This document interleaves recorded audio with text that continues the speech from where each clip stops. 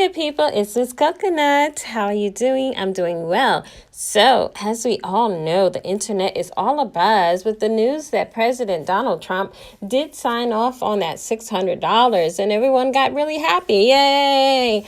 Even though a lot of people are saying $600 is nothing, $600 is nothing, I can't pay my rent. There's lots of people that need that $600 for whatever reason. But hey, did y'all hear about I think it was one of the senators that said he was so reluctant to sign off on a $2,000 increase because he was in Walmart or Best Buy or one of those places, and he happened to be chatting it up with one of the sales associates, and they let him know that they've seen a spike and an increase on the purchase of high-end equipment like PS 5000s and gaming consoles, etc. And he got so irritated with that information and just said there's no way he could support a larger amount going to the public because we're just going to squander it on these type of purchases. As if we all know that they aren't earning, millions of dollars to be actors, okay? They aren't really even politicians in most cases. And they're only in these positions of power because of who they know. So how dare they insinuate that people aren't supposed to be happy? Yes, I understand that you give us the stimulus money to stimulate the economy, but do you understand you guys in these high official positions and corporate positions are the reasons why the economy is the way it is with your selfish selves, okay? Yeah, let's just make that a point there. So you guys are mad that people are taking their stimulus checks and investing in the stock market or opening businesses or saving it instead of going out and buying whatever. And then you're mad at the people that do decide they want to go have a little bit of enjoyment in this pandemic that you gave us. And you're mad at that too. But anywho, let's go back to the President Trump. So he signed off, right? Okay. And then at the last minute, he threw in the loop that he really wants Americans to have $2,000, which is great news, yeah? Because at least now you can take that money and definitely pay your rent or mortgage, because we know that the rent moratorium ended, unemployment has ended, people are in dire straits, okay? But when he threw in the $2,000 loop, that is going to give the Republican senators that are still campaigning in Georgia, a run for their money now, okay? This is going to give them a run for their money now. Anyway, any of the Republican senators that are still on the ballot that will be in the election that's upcoming in January, they're going to be on edge because they realize if they oppose it, they most likely will lose their seats, okay? So expect lots of infighting because, I always tell you, they're fighting, but they're on the same team. It's like they're one inbred family. And, Biden jumped into the fray and he said all of this stalling on Donald Trump's part means that they are facing blockages with transitioning the teams out and that the United States could be facing security risk. Well, who are we at risk from? Like the aliens that you guys are just starting to say are real? You got to get in place so that the aliens know that you're the proper chief in command. I don't know what roadblocks he could be talking about or what security briefs he could be talking about. I don't know. We do know that Trump did refuse to concede the election. Okay. And he keeps saying that there was widespread fraud occurring. But I really feel at this point he needs to give it up. So is Trump trying to hold on to some little bit of legacy he feels he has or ego? I don't know. You guys always tout Trump as the great white hope, but I keep telling you there are no saviors here. Just the same way there's this notion that there are good aliens out there that's going to help us. Well, when will they help us? Is there a magic number? It's like after this 7th, 100th, billionth, trillionth person is missing, then there you come in and swoop and save us. Lastly, to top this all off, because this is a developing story, okay? This story is going to continue to be updated as the day goes on. I love watching this type of news. But Senate Minority Leader Chuck Schumer, he tweeted out that will Senate Republicans stand against the House of Representatives, the Democratic majority in the Senate, and the president of their own party to prevent these checks from going out the door? He is speaking about the $2,000 because at this time, Mitch McConnell has decided to put an end to the House passed bill to increase the coronavirus relief payments to $2,000.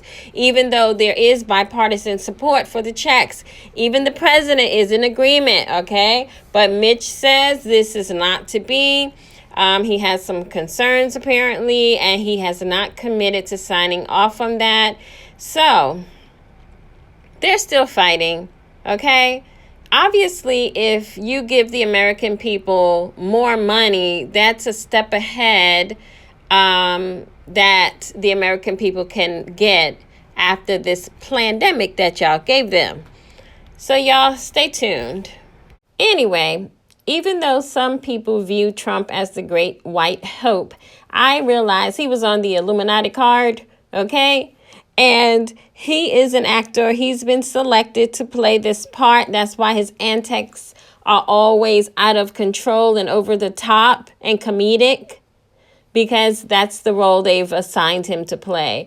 Honestly, if he cared about all of this, besides creating noise and confusion, he would have been done this instead of waiting to the last days that he's in the White House to try to plot and plan, okay? He didn't care. If he did, he would have been called the Democratic Party and Nancy Pelosi on their behavior, all right? He didn't care. And you guys have to come to terms with that. There is no savior. You are your own savior.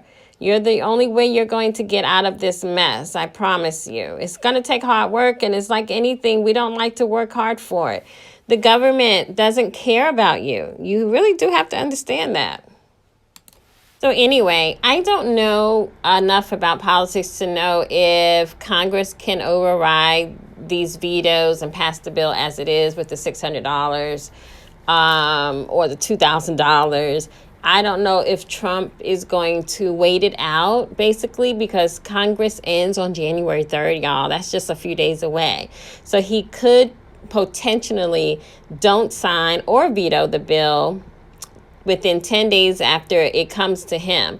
And by that time, the session could end. Then the vote would be basically on ice, or it would expire, and it would have to be repassed by the new Congress in January, okay? But, like I said, what that means that Americans would still go a few more weeks without assistance and aid, okay? And it looks like Congress just doesn't care. No one cares about what's going down with the American people.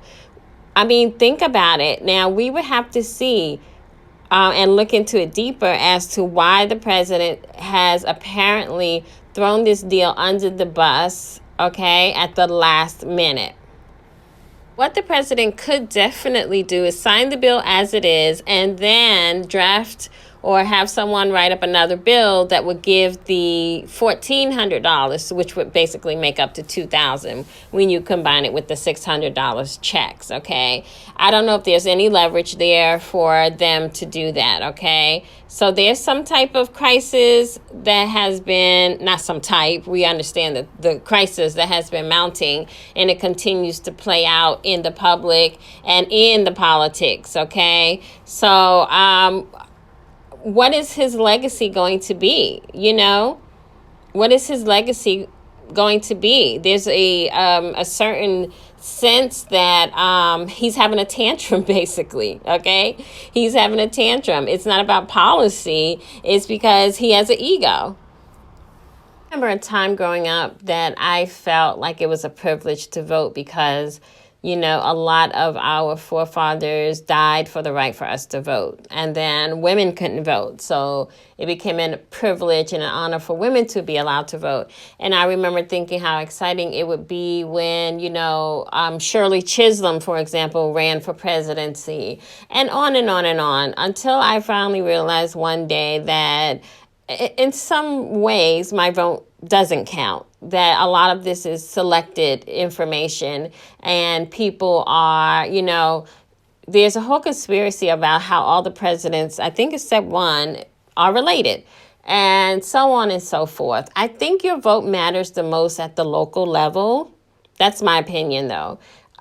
We do understand now a lot more about electoral colleges, and how they vote for us, and how that changes state to state depending on the size of the state.